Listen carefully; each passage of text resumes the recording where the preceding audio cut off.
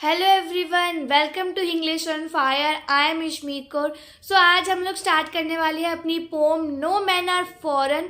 सो अब इसको स्टार्ट करते हैं। एंड इससे पहले स्टार्ट करने से पहले मैं आपको इसको थोड़ा सा जिस्ट बता देती हूँ कि इस पोएम में क्या पोएट कहना चाहते हैं इस पोएम से, तो उसे समझ लेते हैं। तो यहाँ पर जो पोएट है वो कहते हैं कि जो मेंस है, मतलब कि जो भी लोग हैं इस अर्थ पे वो सब लोग इक्वल है, सब लोग सेम है। और यहाँ पर वो जो है ना यूनिवर्सल ब्रदरहुड का जो कंसेप्ट है उसको हमारे साथ उसको प्रमोट कर रहे हैं। ठीक है, सो हम उसको पढ़ते हैं। यहाँ पर आपकी इधर से पोएम स्टार्ट हो जाती है, तो हम स्टार्ट करते हैं कि पोएम यहाँ पोएट जो है वो यहाँ पर क्या कह रहे हैं। ठीक है, so let's get started with that. So हम लाइन टू लाइन पूरी पोएम पढ़ेंगे एंड मैं आपको हर एक लाइन का मतलब समझाऊंगी in Hindi. Okay. Remember, no men are strange, no country is foreign. Beneath all uniform, a single body breathes. Like the land our brothers walk upon. Is earth like this in which we all shall lie? तो इधर क्या बोल रहे हैं कि याद रखो कि कोई भी आदमी, कोई भी लोग, कोई भी मैन हमारे लिए अजनबी नहीं है। और कोई भी कंट्री, जितनी भी कंट्रीज हैं वो फॉरेन नहीं है। कोई कंट्री ऐसा नहीं है कि विदेश है, कोई कंट्री फॉरेन नहीं है। हर एक यूनिफॉर्म के अंदर, हर एक कपड़ों के अंदर या फिर हर एक आर्मी यूनिफॉर्म के अंदर एक बॉडी ही है जो ब्रीथ कर रही है। एक बॉडी ही तो है, हम सब की वो बॉडी ही है। तो वो कह रहे हैं कि हर एक यूनिफॉर्म के अंदर एक बॉडी ही है जो ब्रीथ कर रही है। ठीक है, और हमारे जैसे ही ब्रदर्स यहाँ पर है, मतलब कि जिनको हम फॉरेनर्स मानते हैं या जिन लोगों को हम कहते हैं कि ये हमसे अलग है, मीन्स कि जिनको हम स्ट्रेंज मानते हैं, वो लोग भी इसी लैंड पर चलते हैं। ठीक है, like ours the land our brothers walk upon, हमारी जैसी लैंड पर ही वो चलते हैं। और इज अर्थ लाइक दिस, और इसी अर्थ पे, सेम अर्थ है सबके लिए, इसी अर्थ पे हम सब लोग मतलब कि we shall all lie, we all shall lie. तो यहाँ पर मतलब है कि लास्ट में हम सब की ग्रेव यहीं पर बनती है, सब लोग वापिस से अर्थ के अंदर ही जाते हैं। सेम ही अर्थ होती है सबके पास उस टाइम जब सब लोग मतलब कि जब उनकी ग्रेव बनती है तो सब लोग का सेम ही होता है, सेम ही अर्थ के अंदर वो जाते हैं। नेक्स्ट पैरा पे चलते हैं। फर्स्ट टू लाइन पढ़ लेते हैं पहले उस पैरा की। That are they too aware of sun and air and water, उनको भी पता है सन क्या है, एयर क्या है, वाटर क्या है। उनके पास भी सेम ही सन है, सेम ही एयर है, सेम ही वाटर है। उनके लिए कोई अलग सन नहीं है, कोई अलग वाटर नहीं है। Are fed by peaceful harvest by wars long winter start.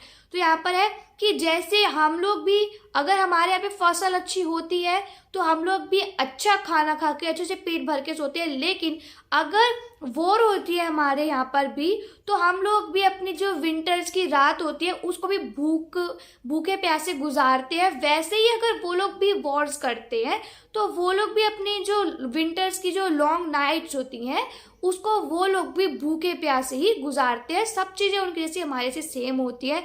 अगर वहाँ पर अच्छी हार्वेस्ट होती है तो वो लोग भी पेट भरकर खाना खाते हैं। नेक्स्ट पे चलते हैं।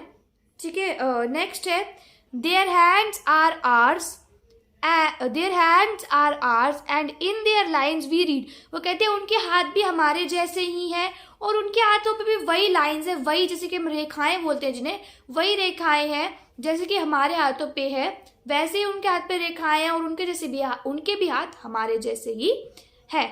अ labour not different from our own, उनका लेबर भी हमसे अलग नहीं है। अब यहाँ पर जो है लेबर का मतलब क्या है, हार्डवर्क, कि वो लोग जिस तरीके से मेहनत करते हैं, अपने लिए पैसे कमाते हैं, उसी तरीके से हम भी वैसे ही पैसे कमाते हैं, वैसे ही मेहनत करते हैं और वो लोग भी वैसे ही मेहनत करते हैं। तो हमारा जो लेबर है वो भी अलग नहीं है। ठीक है, remember they have eyes like ours that walk और sleep, wake, sorry, they have eyes like ours that wake और स्लीप, उनके पास भी हमारी जैसी ही आईज है, जो आईज सोती है उठती है, मतलब कि बंद होती है खुलती है। जब हम सोते हैं तो हमारी आईज क्लोज हो जाती है और जब हम लोग उठते हैं तो हमारी आईज खुल जाती है। तो उनके साथ भी ऐसा ही होता है। And strength that can be won by love, और वो स्ट्रेंथ उनके पास भी है जो प्यार से जीती जा सकती है। अब जो ये लास्ट की इसकी टू लाइन्स है इसको पढ़ेंगे ध्यान से। In every land is common life that all can recognise and understand. इस लाइन का मतलब क्या है, यहाँ वाली लाइन से ये मतलब निकलता है कि हर एक लैंड पर एक कॉमन लाइफ है। कॉमन लाइफ कैसी, मतलब कि जो भी लैंड है ना, मतलब कि जितने भी यहाँ पर हमारे कंट्रीज हैं उसकी लैंड पर एक कॉमन लाइफ है। कॉमन लाइफ क्या है, लिविंग बींग्स है, एनिमल्स है, वाइल्ड लाइफ है, प्लांट्स है, सब जगह है वो चीज़।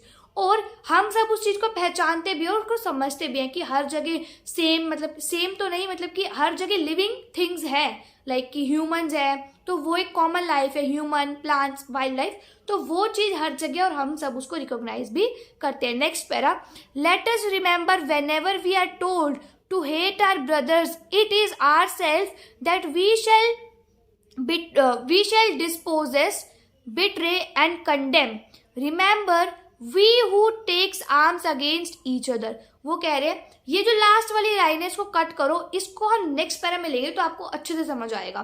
तो वो कह रहे हैं याद रखो, जब भी हमें कोई और कहता है, मतलब मान लो कोई कंट्री कहती है या कोई और कहता है कि इन लोगों से, मतलब कि दूसरी कंट्री से हेट करो, दूसरी कंट्री से नफरत करो, तो वो हम लोग क्या करते हैं, अपने आप से ही लड़ रहे होते हैं, अपने आप से ही नफरत करते हैं उस टाइम। ठीक है, यहाँ पर डिस्पोजेस का मतलब क्या होता है, डिप्रीव।